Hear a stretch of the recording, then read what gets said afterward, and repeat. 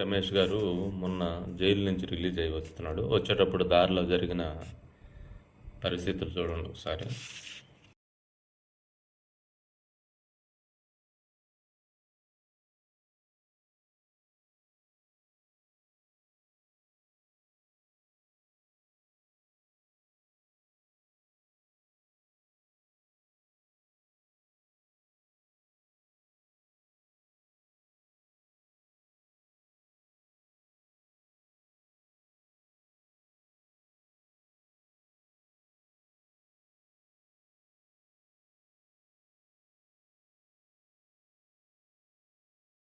ఇది పద్ధతి కాదు, మీరు సైలెంట్గా పోండి అంటుంటే పోలీసు వారి మీద చూడండి ఎలా విరుచుకుపడుతున్నాడు, వేలు చూపిస్తున్నాడు, బెదిరిస్తున్నాడు వాళ్ళని.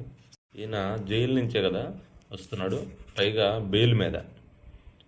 ఆయన ఆయనకి ఏ కేసు అయితే పెట్టారో ఆ కేసు ఎలాంటిది అనేది నాకు అనవసరం. ఏ కేసు అయితే పెట్టారో ఆ కేసులో ఆయన నిర్దోషి అని నిరూపించబడిన తర్వాత ఇంటికి వస్తుంటే ఏమన్నా ఇట్లాంటివి ఉంటాయి. బెయిల్ మీద వస్తున్నాడు అతను, మళ్ళీ పిలిస్తే మళ్ళీ పోవాలో లోపల కూర్చోవాలా? ఈయన ఏమన్నా స్వతంత్ర సమరయోధుడా, లేదా దేశం కోసం ఏదైనా కీర్తి ప్రతిష్టలు తెచ్చిపెట్టాడా, ఏదైనా బార్డర్లో ఉండి దేశం కోసం ప్రాణాలు అడ్డం పెట్టి ఏమైనా పోరాడుతున్నాడా?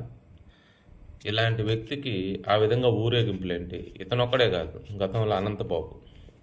అంటే నేను ఓన్లీ వైసీపీ పార్టీ గురించి మాట్లాడడం వల్ల ఏ పార్టీ అయినా కానీ, దేశంలో ఎవరైనా కానీ జైలుకు పోయి జైల్లో ఉండి కొద్ది రోజులు, నెల, 2 నెలలు, 3 నెలలు జైల్లో ఉండి బెయిల్ మీద రిలీజ్ అయ్యి ఇంటికి వస్తుంటే ఊరేగింపులు ఏంటి? అంటే జైల్లో బెయిల్ ఇచ్చేటప్పుడు, కోర్టులో బెయిల్ ఇచ్చేటప్పుడు, వాళ్ళు బెయిల్ మంజూరు చేసేటప్పుడు ఈ విధంగా ఉండాలని చెప్పి వాళ్ళకి కండిషన్స్ పెట్టి పంపిస్తారా?